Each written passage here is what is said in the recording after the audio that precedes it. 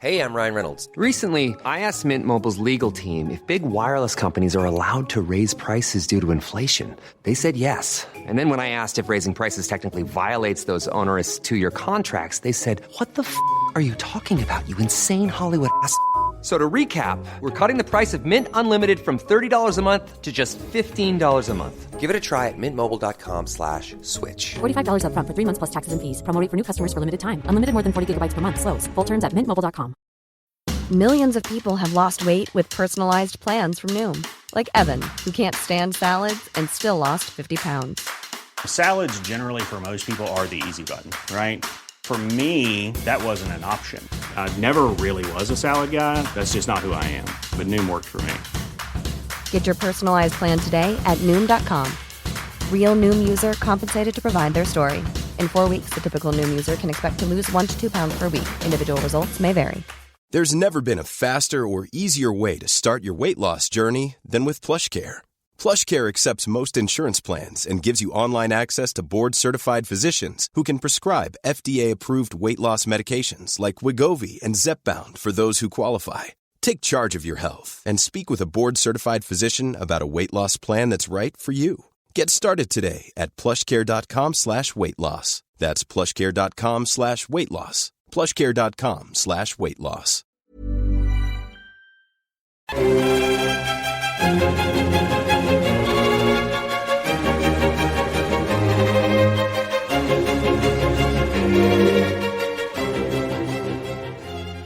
Hello and welcome back to installment number 3 of the Peninsular War saga. Now, if you're listening to this on the main show, you'll be thinking, hey, installment 3, what the heck happened to installments 1 and 2? Well, quite simply, folks, you missed out. I'm very sorry. If, however, you head over to Patreon, you will find that for the princely sum of £1 per month, you can get your hands on installments 1 and 2, and you're going to want to get your hands on them, because in installment number 1, I sat down with the brilliant Josh Provan, and we traced the origins of the Peninsular War, and then in installment number 2, we did the arrival of the British via the battles of Ralitha and Vimero. So, if you want those, feel free to catch up. You can also enroll via Spotify, £1 a month.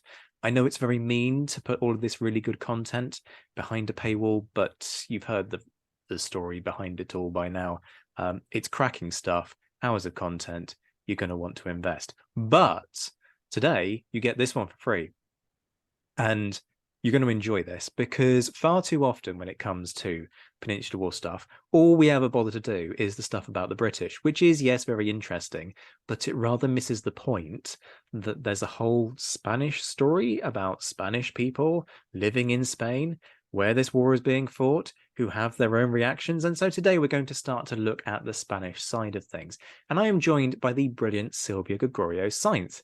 Silvia is a lecturer at Oviedo University. Her PhD looks at Iberian studies and British-Spanish relations in the Peninsular War.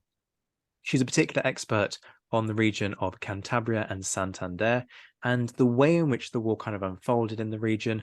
We've had conversations in the past about Sir Hugh Popham, because Popham did love to poke it. I mean, there's a reason actually why Popham pokes his nose in Santander, which in fairness we'll probably get to in a specific episode further down the line. But Silvia, welcome. It's great to see you. How are you doing? Hi, thank you very much, Zach, for inviting me to the Napoleonicist and for giving me the opportunity and the platform to talk about the role Cantabria, well, mainly the town of Santander, played in the Peninsular War, which seems to be somehow forgotten. So it's a real pleasure to be here. Well, it's great to have you on. I think we probably need to do some basics before we start kind of building outwards, because with the best will in the world, most of my listeners aren't from Spain, and so they're probably not that particularly familiar with Cantabria today, let alone what's happening during the Peninsular War or indeed before it. So what's the region like before the French occupation of Spain in 1808? Okay, when we talk about Cantabria during the Peninsular War, we have to take into account that it didn't exist as we know it today at the beginning of the 19th century. It was in the process of building its own identity as a region. So today's territory was divided in the Provincia Marítima de Santander, the maritime province of Santander, divided into 2 taxing districts, Santander itself and Laredo, and then Campo and Valderredible, that's the southern part, today's Cantabria, belonging to Valencia, that's Castile. So not just that.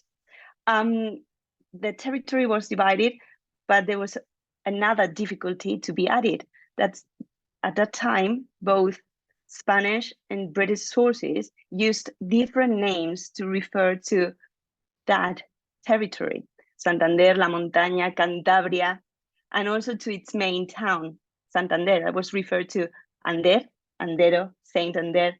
So that made it even more difficult to trace, locate information. And that's why I more or less limited the scope of my research to the town of Santander. That was the capital at the time. But before talking about what the town of Santander was like at the time, it is important to talk about Cantabria's strategic position on the northern coast that Wellington was well aware of, and benefited from it in the last campaign in the peninsula. Its central position on the Bay of Biscay and on the northern end of the Ebro made its control essential to command the southern part of the country by blockading the route from France to Madrid via Burgos. So that good connection with the Meseta, that's the central plateau, also facilitated or made easy contacts with Madrid, thanks to El Camino Real, the royal road at the time. So not just that good land infrastructure, but Cantabria had good sea communications, both with France and Great Britain. And Santander was the best port at the time in that part of the coast for 3 main reasons. First, good natural characteristics. Large warships could moor safely despite weather conditions. It was the best maintained, together with Santoña, and it has the best connection, the best roads with the interior. Santoña didn't. So its control will allow not only to run military operations, but also to guarantee communications and deliver supplies and troops along the coast and with Great Britain, avoiding at the same time enemies' wounds.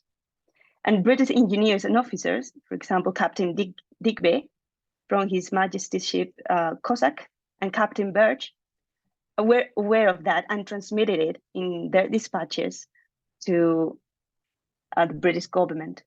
But there was a main handicap. It was impossible to fully protect the province and Santander due to that duality, sea and land. Too many men were required, and that was not possible at the time. So talking about what Santander was like at the beginning of the Peninsular War, I can say that there were around, or it is said that there were around 8,000 inhabitants. It was the capital of the province and had an active commercial life with a powerful trading class. We have to take into account that from the 13th century, it had been Castile's port. And during the 18th century, its importance as a trading town has increased as it was granted the title of ciudad by the government.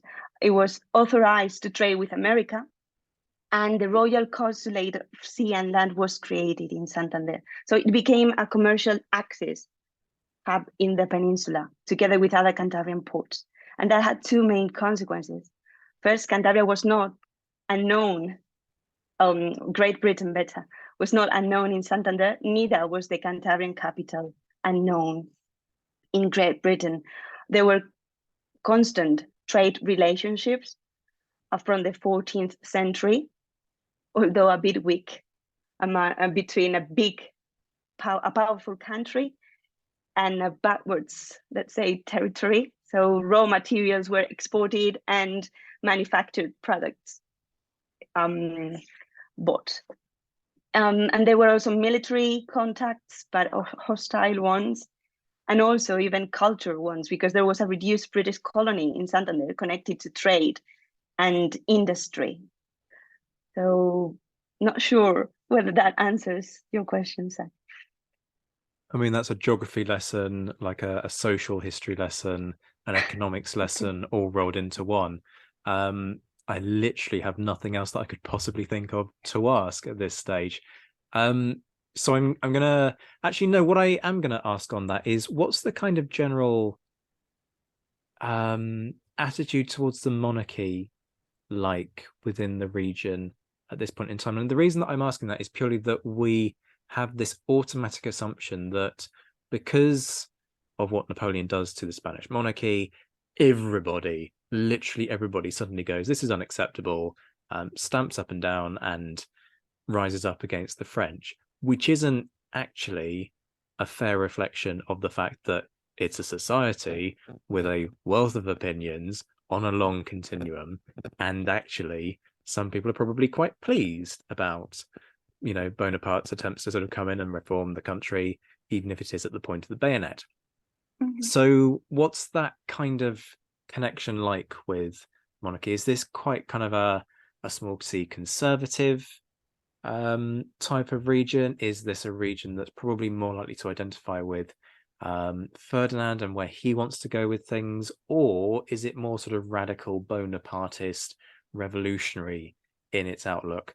Or is that just a stupid question because actually you've got all three come together in one region? I'm not sure how to answer that question, but I think that due to the presence of Bishop Rafael Tomás Menéndez de Luarca, that's a key figure in this story, I think that I will define it as conservative, though, and because he played before the Peninsular War, he played an important part also against France. He hated France, so he's faithful. Do you say faithful? Those that followed him, yeah. So there was a growing anti-French feeling in Santander, in the town, following the bishop. There was a main figure there, but not sure how the reaction to that, to the connection to the monarchy. I mean, look, I'm known for asking awkward, deeply unpleasant questions on this show. No, but it's an interesting question. Yeah. Well, let's take this from a different angle then and discuss how the news of Dostomayo gets there, because this is a crazy, and this whole thing is a crazy story. I mean, I've got in my notes, at one point we've got discussions of a casual $50,000 in terms of a down payment, suggestions of corruption at one point in time, people lining their own pockets, as you do. You know, what's $50,000 between friends? But in terms of the news getting to Santander in the first place, the news of Dostomayo, that is, a British agent ends up being involved. This sort of feels very James Bond. So start to give us the detail behind all of this. Yeah. So before the 2 de Mayo, I have to say that Santander inhabitants know at all times about Napoleonic victories in Europe. Their advance in Spain towards Portugal, the Aranjuez mutiny, King Ferdinand's imprisonment in Bayonne, and the French operations in Spain. And how did they know about that? Well, rumors that reached the port, the papers, Santander agent or Santander representative in the Royal Consulate in Madrid, but mainly French inhabitants that openly celebrated Napoleonic victories in the town. There was a big colony, a big French colony in Santander. And that, of course, increased that anti-French feeling. And regarding the 2 de Mayo events in particular, Santander inhabitants knew about them on the 5th of May, when some Cantabrian commissioners returned from Burgos, where they have been sent to congratulate King Ferdinand on his way to meet Napoleon in Bayonne. So maybe we can see here the connection to your previous question, the monarchy, they were really happy about Ferdinand being appointed king. So they returned without completing their mission, and they let Santander inhabitants know what was happening. But it's important to mention at this point that in late April, due to several supposed attacks on French inhabitants in the city on the 21st and 22nd, Marshal Bessières, I'm sorry, but my French is terrible, warned Santander authorities to control Santander inhabitants or he will destroy the town. So on the 1st of May, before the 2 de Mayo event, Cantabrian authorities, including Bishop Menendez de Luarca, published or officially asked the people to stay calm, following then that general scheme of Spanish provinces uprising. But those official proclamations could have a double reading because they were saying, okay, please stay calm, but they were acknowledging at the same time that Santander inhabitants had done nothing.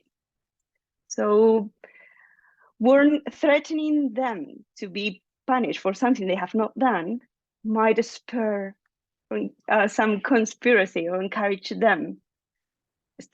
people to raise.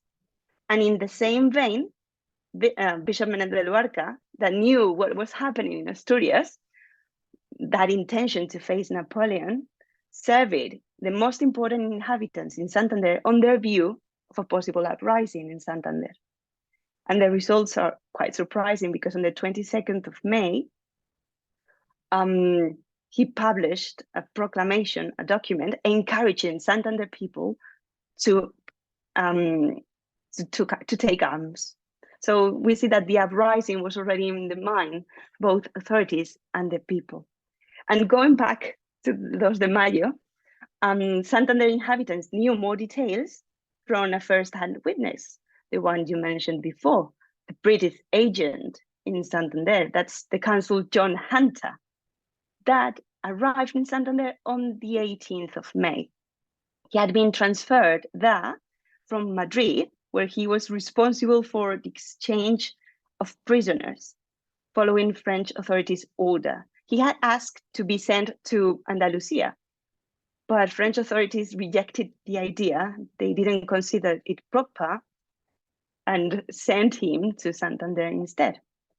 And that Hunter was a key element, not the only one, in Santander uprising on the 26th of May. There are 3 main facts that caused the uprising in Santander. First, a second warning by Bessières. Yeah. Then the second and most important one, Hunter was ordered to be arrested and sent to Burgos. His letter to the Duke of Infantado before leaving Madrid, offering himself to transmit any information from Ferdinand VII to the British government, might have helped in that decision. And also the fact that the French authorities might have finally realized that sending a British agent to a port close to Great Britain might not have been a pretty good idea. And then the third fact that caused the uprising, and that was the last straw, I think, it was a French inhabitant's aggression on a child. And that's the most popular reason that appears in any source. But as I have said, Santander's uprising was neither that spontaneous nor that dark as it has always claimed to be. And a British agent played a key role in that uprising. I mean, it's one of those stories that just sounds ever so slightly fantastical, doesn't it? Yeah. I'm not entirely surprised that the warrant was issued for the arrest. It's interesting what you say though about these sort of rumors of Spanish locals attacking Frenchmen, and that kind of stoking tensions even before huge amounts have really happened in this whole story. Is there this sort of ongoing tension as the French come in, and almost sort of a suspicion, even when actually Napoleon's sort of proclaiming that no, these are just about supply lines to Portugal, just about the occupation of Portugal. You don't need to worry. These are just depot troops. Is there this sort of skepticism amongst the locals even before Dostomayo kicks up? So, Dostomayo, in effect, what we're saying is an event that doesn't come from nowhere. There's this sort of undercurrent of discontent. Yeah, indeed. If I remember it well, the those attacks on the 21st, 22nd of April in Santander were connected to the fact that one of the authorities were said to be gathering volunteers to support Ferdinand. That's what it was said. So yeah, that was the feeling that something was not going right and also that in Santander there was a growing anti-French feeling. Yeah, even before the 2 de Mayo. Yeah. So. Okay, so I'm now going to ask an incredibly dumb question, which is, how do the locals react? Which, from what you've kind of set up for us here, it kind of implies that they didn't react particularly well. But rather than just sort of, the locals didn't like it, give us sort of the details of how this response kind of plays out. How do they try and, if you like, sort of sever any semblance of French control? I gather Bessières will still have been around. How does that then play out? How does Bessières respond? How does this entire thing happen, basically? Okay, so people, I'm not sure if they were directly affected by that, but the lack of a central power, or even if they have time to feel that lack of central power, because events developed too quickly. And although, as I said, there was growing uneasiness towards the French community in Santander, the situation remained more or less the same, because local and provincial authorities and the Ferdinand or the French were doing their job. They were running the region, even if there was that conspiracy or rumors of a conspiracy behind. So it was not until the people took up arms that authorities that reacted and joined the declaration of war to Napoleon, taking over popular sovereignty in the juntas, the governing board. So in an attempt to control anarchy. So authorities were somehow forced to channel that situation. Yeah, it was a revolutionary solution at the beginning, but then the members chosen maintained the same status quo. There is an excellent book about those governing bodies by Antonio Moliner Prada, and he analyzes those juntas pretty well. And Cantabria was not an exception on that. After the popular uprising, because they have been moved to do that by authorities, in my opinion, authorities in Santander constituted that junta to take the required administrative and military measures. And they named the bishop as its president. So unlike Asturias, in Cantabria, there was not an institution or a body that gathered all the different districts. And thus Santander, the town, took the lead. So once the junta was constituted, the bishop accepted, not at the very beginning, the presidency. It was necessary to look for national and international help to face the Napoleonic troops, and directly Bessières, that was in Burgos. So Great Britain and British agents played an important part there. So it was a different way to try and obtain British help, a different way from Asturias that sent agents to London. So an institutional relationship was established. And in Cantabria, it was through British agents in Santander instead. So yeah, but more or less. So I mean, this is a challenge, right? Because the obviously this is a challenge. Talk about stating the blindingly obvious here. But you've got this situation where the centralized control is just gone, Mm-hmm. because the head has almost, not quite literally, but almost been chopped off the Spanish government. And as you're kind of saying here, there's this need to find a way to bring order to the province. Mm-hmm. How different is Cantabria's solution to what's happening in, let's say, Galicia or Andalusia or Valencia or wherever it might be? Is there kind of a commonality between what's happening in these different regions, or does every single region just come up with its own solution? We're going to go with this because this is our idea. Yeah, the central government was beheaded, yeah, physically, but the idea, Ferdinand was still, that image of Ferdinand was still there. So, and I think that worked for all the authorities and for all the people. So he was not physically in Spain, but he was in their mind.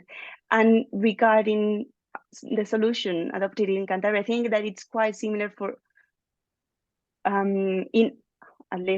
it's similar in Asturias, in Galicia, because they all went for creating that junta, that governing body. Life is full of what-ifs, some awesome, like what if AI could fold your laundry?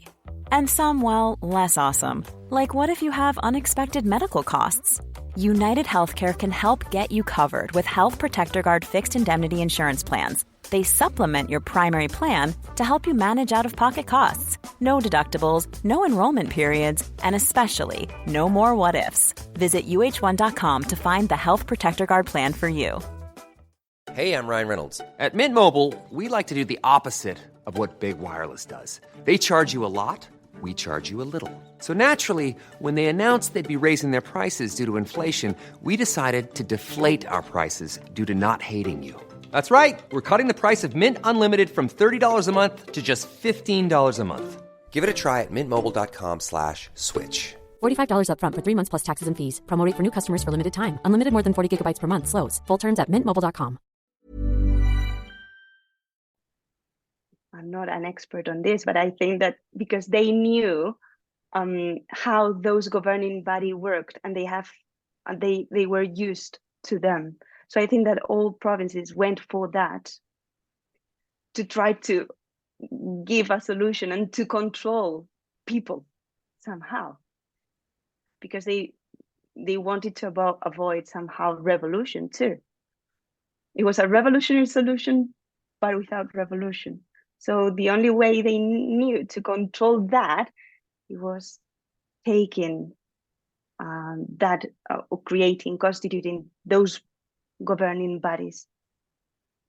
So it's a revolutionary solution to prevent a revolution, which would then bring in a more revolutionary solution, all of which is trying to counteract a sort of quasi-revolutionary state, let's call it, in the form of Napoleonic France, albeit not the ultra-revolutionary state. This is getting very confusing. A bit. But it really kind of taps into this idea of how everything sort of seems to hang on a knife edge during these few months. Everybody's sort of scrambling around. They've got these sort of ideas, but nobody quite has a strong sense of how this is going to happen. And I guess in situations like that, it's the people, right, and their personalities that end up being really key in what shapes this. So let's dig into those. We've talked already about Hunter. We've also got the bishop with the name that I'm not even going to attempt to pronounce because you do it much better in Spanish than I ever could. So talk us through the bishop, British agents, other locals, and what they're like as people, as opposed to what they actually do in terms of their personalities. What are we dealing with here, and how does that in turn influence the events as they play out? Okay, so during the first months of the Peninsular War, that's from May to November 1808, and that's the scope of the article I published last December. Four people will stand out. because they made possible not only the first contacts between the Cantabrian authorities and the British government in London, but also because they made possible the reception of its aid in Santander. And who were they? On the Cantabrian side, although Asturian by birth, the said Bishop Menéndez de Luarca, president of the junta, and thus responsible for leading the province in that tumultuous time. And on the British one, 3 agents: Consul John Hunter, mentioned before, belonging to the Foreign Office, and Majors Philip K. Roach and Sir James Lee, under the War Office orders. The most surprising thing in these relationships is their antagonistic nature. On the one hand, we have one of the most enthusiastic representatives of the conservative branch and reactionary ideology of the Spanish Catholic Church that had always promoted a view of the British as heretic. And on the other hand, agents from a country that for centuries had promoted the view of Spaniards as religious fanatics controlled by superstition and the Inquisition. So here it is, the remains of the Black Legend. And how can this be explained? Easily. British bishops' hate for France was absolute, more intense than possible disagreements with Great Britain regarding faith. And also, and most importantly, only Great Britain could help Spain against Napoleon. So, okay, they needed Great Britain. And going back to Hunter, Roach, and Leith, why them? Because they were first-hand witnesses of events in Santander, and they reported them to the government from the very first moment. Also because they represent the 3-stage process in Santander for obtaining British help to face Napoleon. So to cut a long story short, we can say that Hunter was the Cantabrian authorities' first attempt to get British help, because on the 29th of May, the bishop requested him to send his government a bunch of dispatches to inform them. The 29th of May, it was before the Asturian agents sailed to London. So on that day, the bishop was already requesting Hunter to send that bunch of dispatches to inform the British government of the situation in Santander and asking for their help. But that didn't happen because the main condition Hunter established was apparently not met. The official request has not been signed by all the members of the junta, just by its president, which was the normal procedure of these organisms in difficult times, though. So then came Roach came and enabled that first contact between Cantabrian authorities and George III's ministers. There is a really, really interesting dispatch dated on the 1st of August in which the bishop thanked the British king for his future help, and also he encouraged British trade in Santander port. So he didn't miss the opportunity. So, but at that time, the bishop also requested Roach for 2 million reales de Bellón, that's Spanish dollars, cannon, ammunition, and ammunition to prepare a corps of 2,300 volunteers to defend Cantabria. That request was not met. Again, why? The same reason, the junta's apparent lack of endorsement. So they were looking, British agents were looking for the bishop's legitimation, if I'm right. So, and third and last, Leith, who was appointed supervisor in Asturias, León, Cantabria, and Biscay in August, and had direct instructions from his government to closely collaborate with the bishop. He was the one that finally granted British financial aid to Cantabria, indeed twice, although far less than requested. So from their dispatches, it can be inferred that they share the same feeling towards Menéndez de Luarca, and that was distrust. Might that be for his religious position? Possibly. There is evidence that British agents always preferred to deal with civil authorities. And that's why they always addressed them in the first place. The bishop's contradictory attitude or rumors about the inadequate use of British money to pay off prior debts might not have helped either. So it is really interesting, the view of the bishop that British agents transmitted to the government, and it was based on two main characteristics. The first one, unlimited authority, and the second one, undeniable patriotism. So that second feature, together with his militant religiosity, he was presented and represented as a warrior priest, is the one that leaked to the British press and the readers, inspiring an affection among them and in general of the Spanish cause that was used by British government. As a poem published on the Morning Post on the 17th of December suggests. So its title is Lines, an Answer to the Archityrant's Attack on the Character of the Bishop of Santander. Signed by somebody who identifies himself with the initial B. And it seems to be a response to the bishop's death sentence by Napoleonic authorities published in November. So it's a really interesting personality. I might need another episode to talk about him in detail too. I mean, talk about a character, but instantly really interesting that this guy ends up in the UK press, right? I mean, that tells you a lot about the scale, not only of the interest that they are talking about specific individuals and what they're doing, but on top of that, that there's this kind of buzz that's being fed the whole time. Mm-hmm. You know, we'll take this news, we'll know this guy by name, and then we'll defend his reputation on top of it. So it's all and this, bear in mind, folks, that this is continuing into, so November, did you say that thing appeared in the Morning Post? The poem? Yeah. The poem in December. The 17th of December. Yeah. So we're talking. He was already in Asturias. Mm-hmm.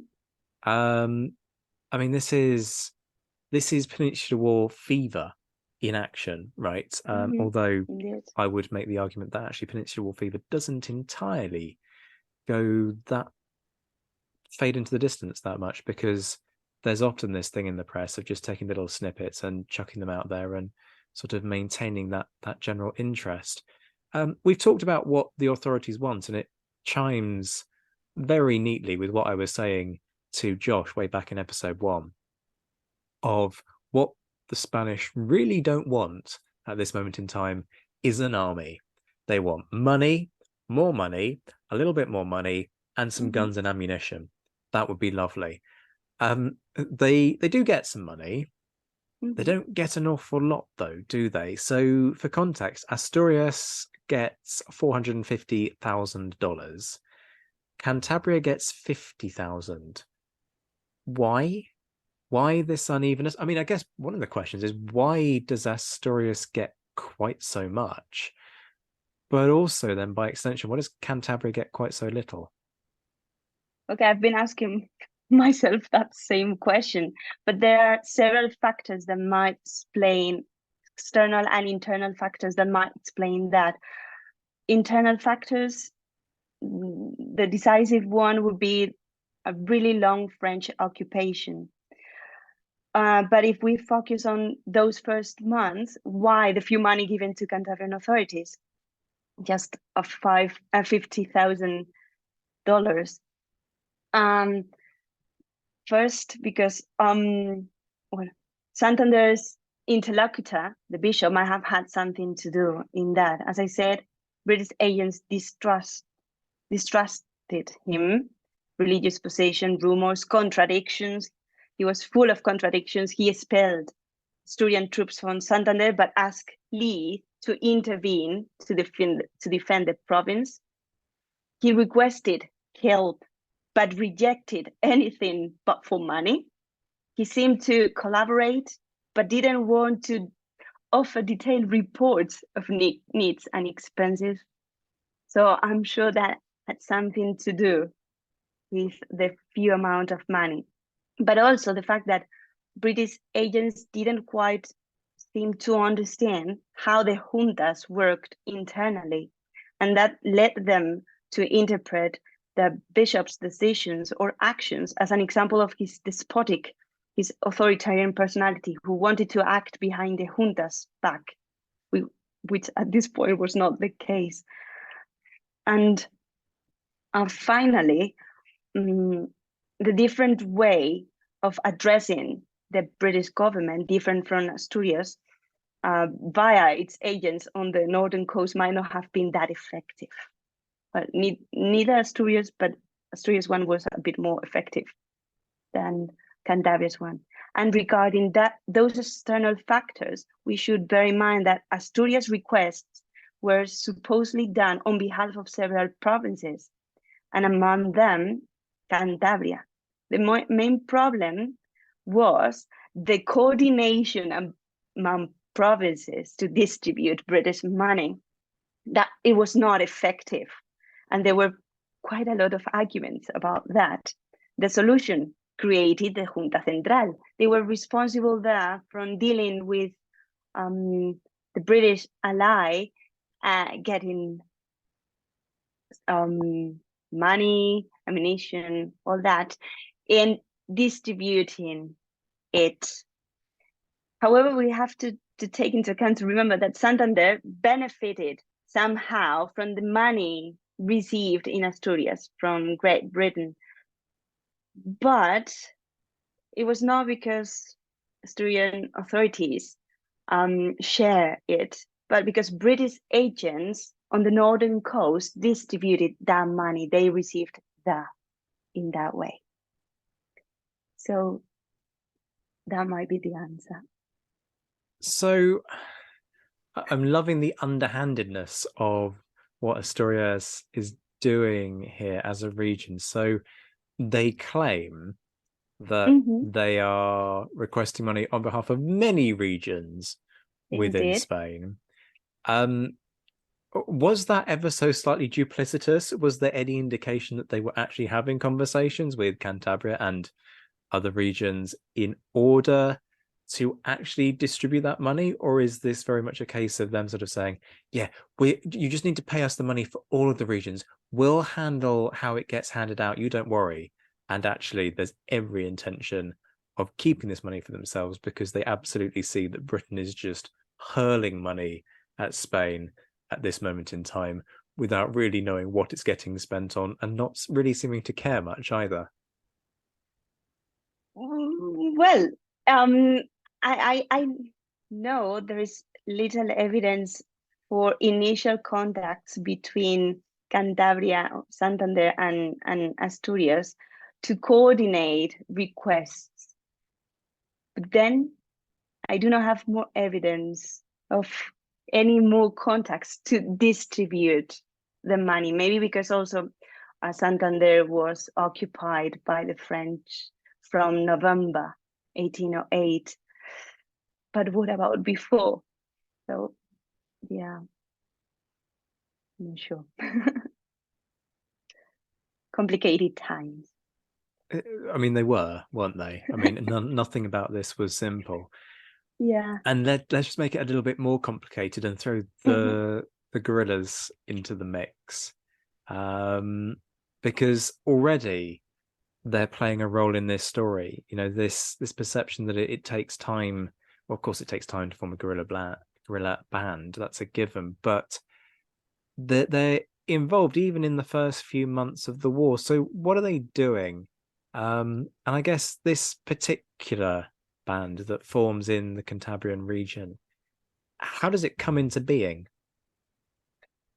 Might not be at this very first moment in May 1808, because every man in Santander was recruited to form a Cantabrian army to defend the province from the Napoleonic troops and besieged.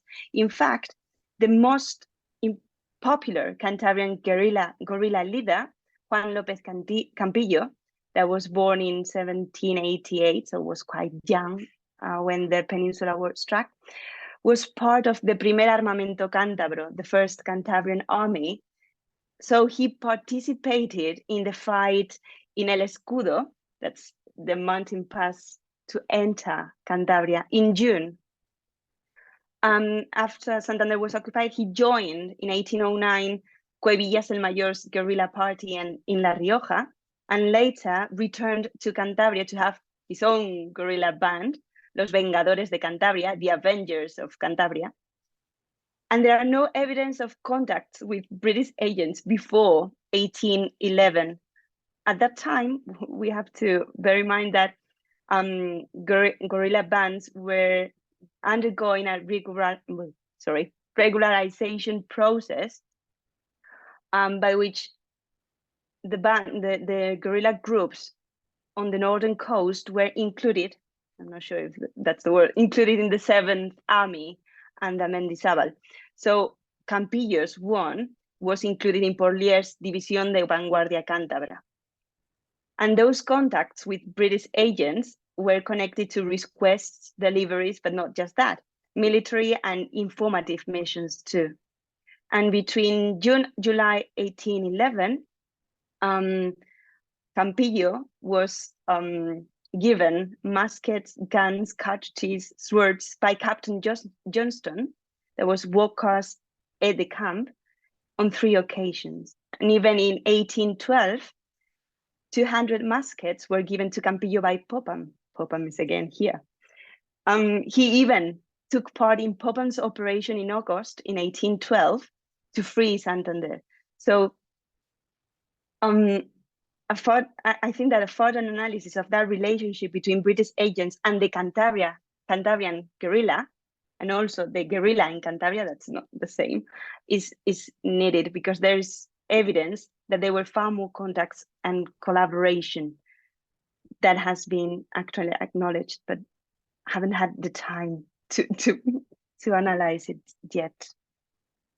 I mean, I'm now going to ask a follow-up question that is now really unpleasant, bearing in mind what you've said, that you haven't had the chance to find the evidence for this yet. But is there a sense that these conversations then help to influence strategy come 1813, when Wellington is looking for a different way to deal with the problem of French occupation of Portugal, and then sort of seizes on this idea that actually maybe Santander is the key in terms of supply, rather than everything coming from Lisbon as it needed to in the early stages? Is it this sort of contact, people having conversations with individuals like Popham, with Leitha, etc., that help to kind of put Santander that bit more on the map when Wellington's looking for alternatives? Or is it just the port? The port is the best option out of others available on the north coast?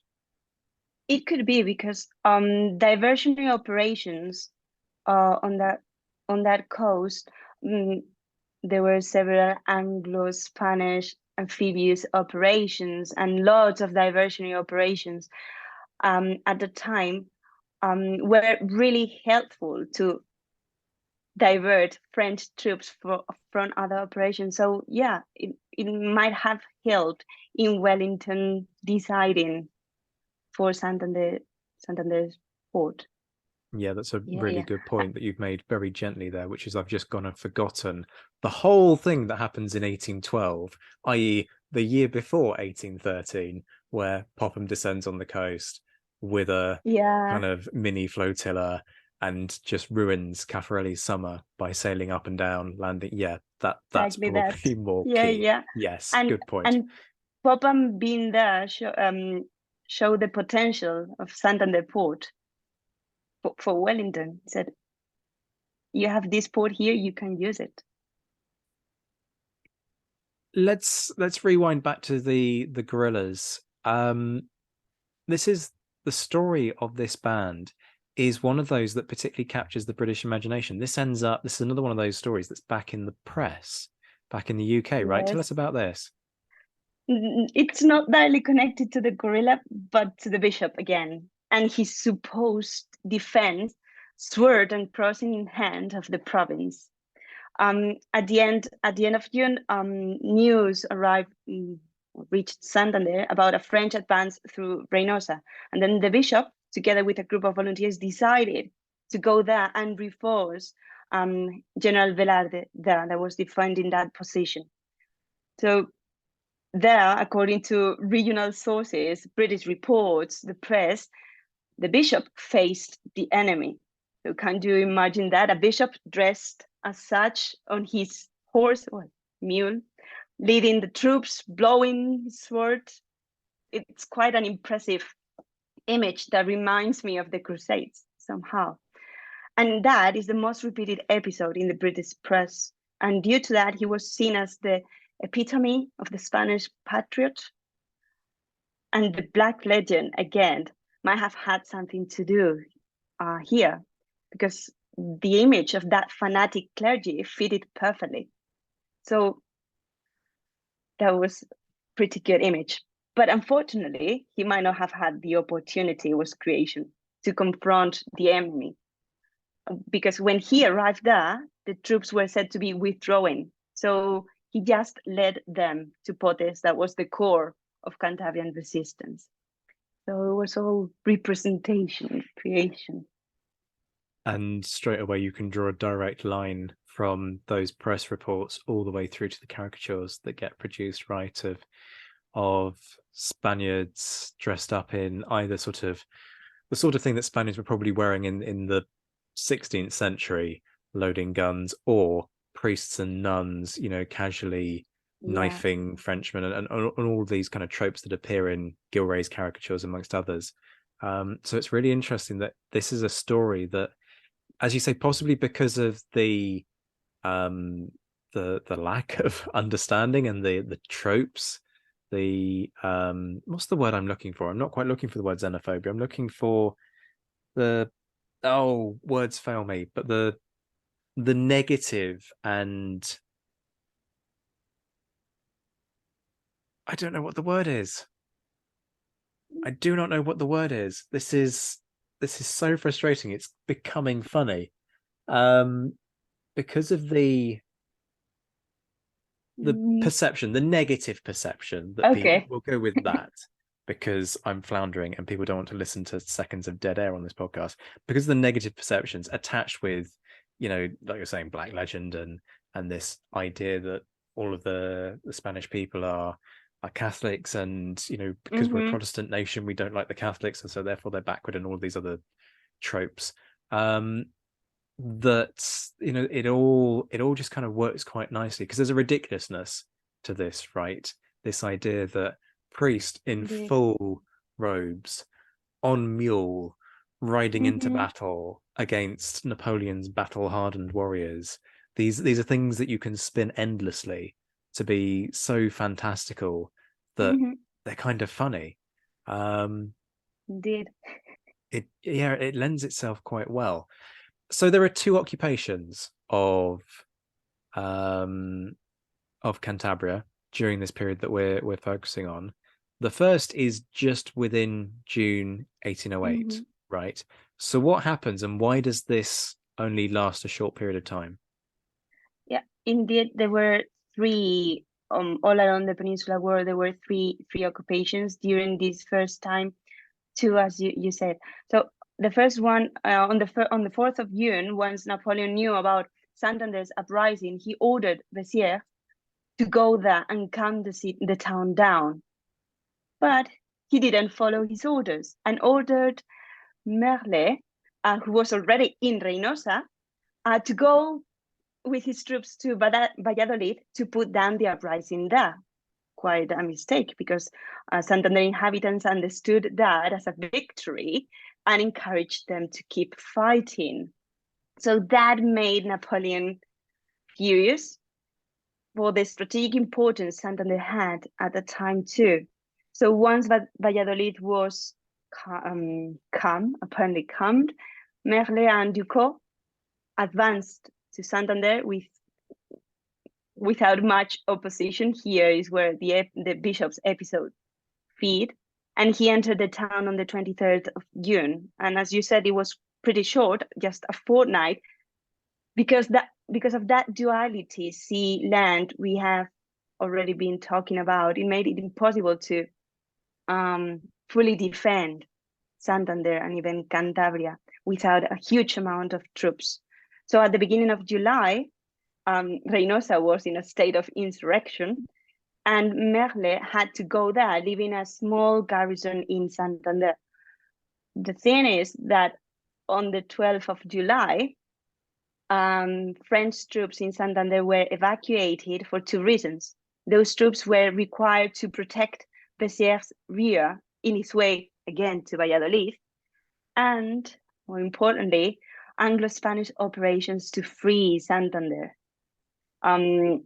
It was Nicolas Llano Ponte's troops and a British fleet under Captain Atkins, and also Roach, who was the one that insisted that something had to be done to free Santander, took part in this operation to free it.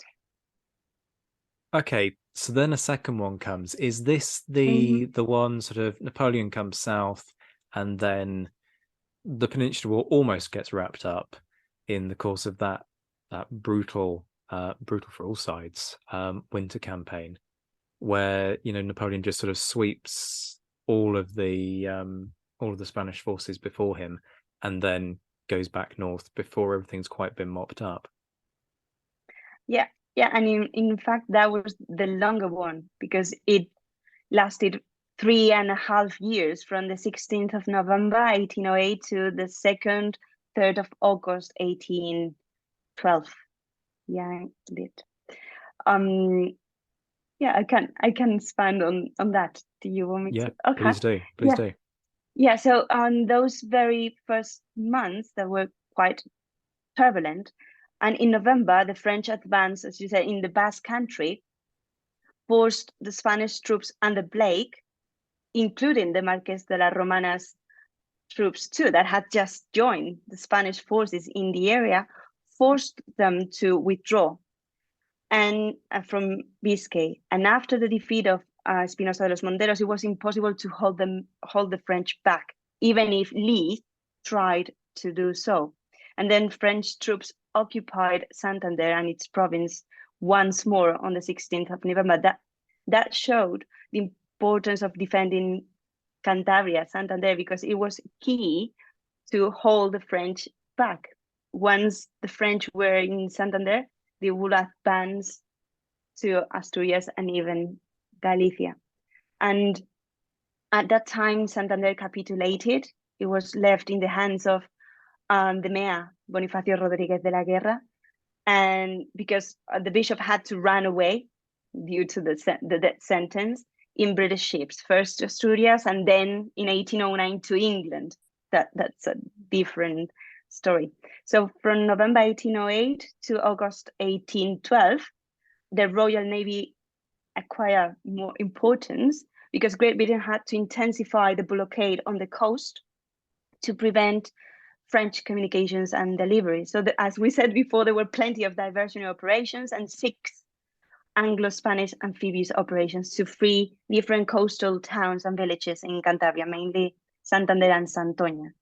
Not all of them were carried out, neither were them successful, but as we say, they helped diverting French troops who had to control the coast, protect garrisons from other missions. Indeed, those operations led Spanish troops free Asturias, and they avoid a French incursion in the north of Portugal.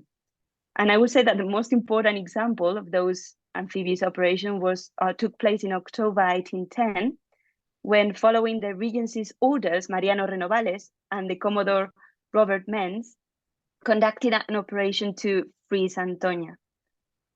Yeah, it was a complete failure because due to terrible weather conditions, lots of ships sank and lots of soldiers died.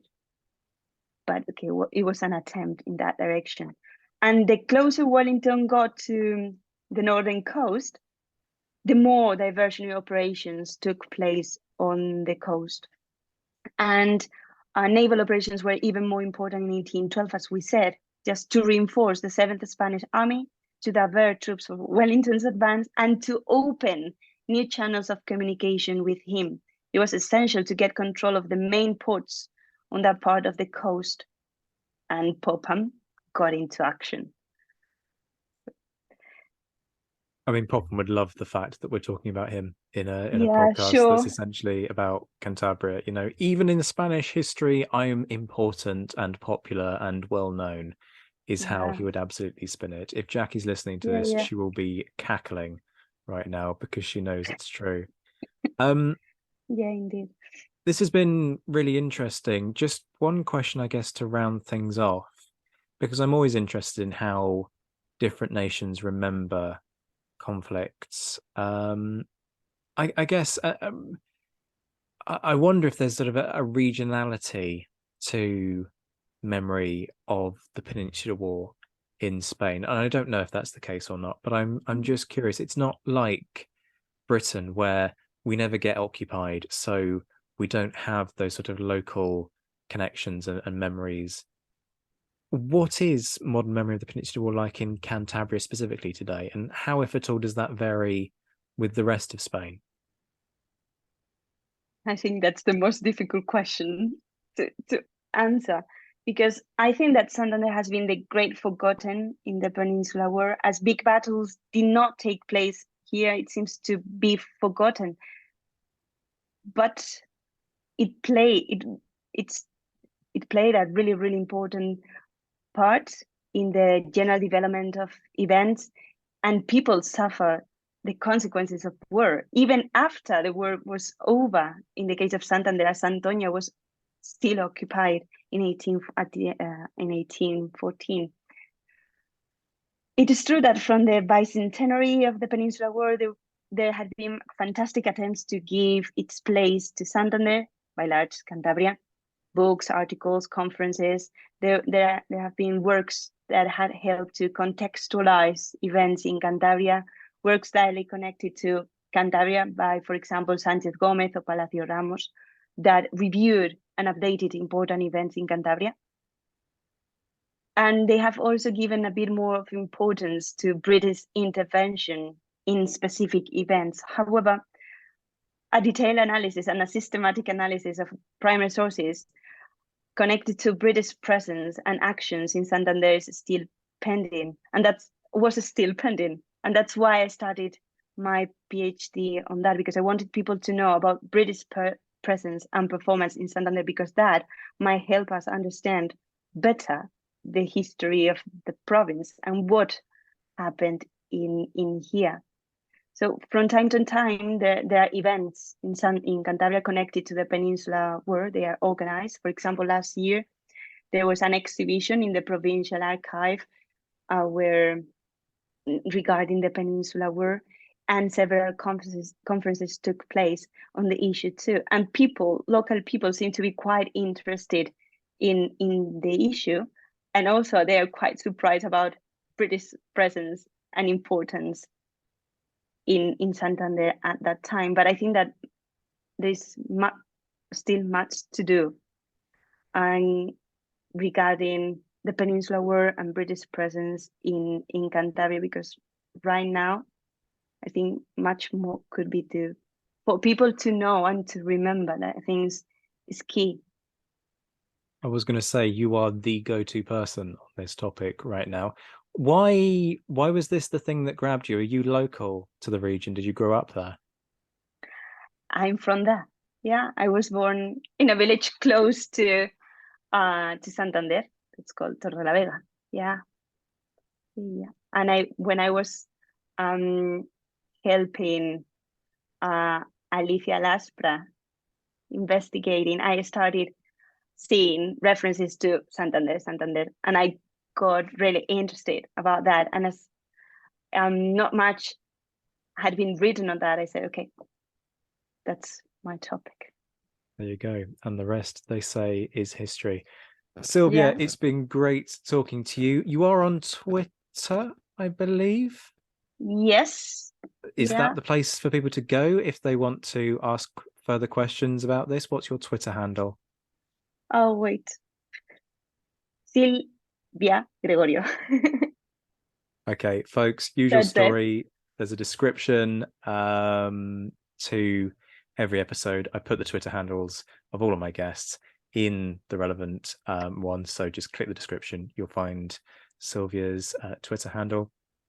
Silvia, we'll look forward to the book coming out on this based on the PhD thesis. And do make sure that you come back to talk more Spanish perspectives on the Peninsular War, because I would love to hear more from you. But thank you so much for your time today. Thanks to you. Thank you very much for having me here. Much love to all my Patreon supporters. Bear in mind that if you want to enjoy a specific perk from a tier, like, for example, joining the monthly online courses that I run, you can now edit your pledge to secure individual perks rather than a whole package. Drop me a message via Patreon or Twitter for more details. Shout-outs to my Mentioned in Dispatches patrons: Rob Griffith, Brendan Teeling, John Haynes, Beatrice de Graaf, Lynn Dawson, Lucy Tatner, Jim Deary, Josh Keeney, Alexandra Leon, Colin Fieldhouse, Stephen Coulson, Jim Getz, Jeff Maple, Ed Koss, Indiana Fats, Hugh Brennan, Alistair Campbell-Grieve, Andy Meeking, Mark Anscombe, Bruins Girl, Mark Trowbridge, Miles Reedy, Nick Overland, Graham Goodwin, Rachel Stark, Chris Pramas, Anthony Gumbow, Andrew Wright, Graham Spicer, Keys Bishop, Anonymous American, Martin Pisani, Sam Gurman, Marcus Cribb, Robin Brasher, Hospitaller, James Fluick, Natasha Hobday, Roger O'Donnell, Rod Schrager, Chris Kimball, Gary Dennis, Ted Andrews, and David Malinsky. The Admirals, the ones who get those monthly socials: Stephen Ashworth, David Priest, Rob Coughlin, Graham Callister, Mark Duckers, Michael Guest, and John Haynes. The Marshals, that's Ger Brown, Rory Muir, Bob Burnham, Matt Bone, Colin Zimmerman, Ryan Diamond, and Sean Sullivan. The Emperors, Graham Swidenbank and J.C. Kaiser. And last but by no means least, the Legion de Scholars: Dan Hazelwood, David Maxwell, Liam Telfer, and Todd and Laird Campbell. I'll be back very soon, but until then, I'm Zach White. This has been the Napoleonic Wars Pod. Take care of yourselves, my friends. Stay well, stay safe, and as always, thank you for listening.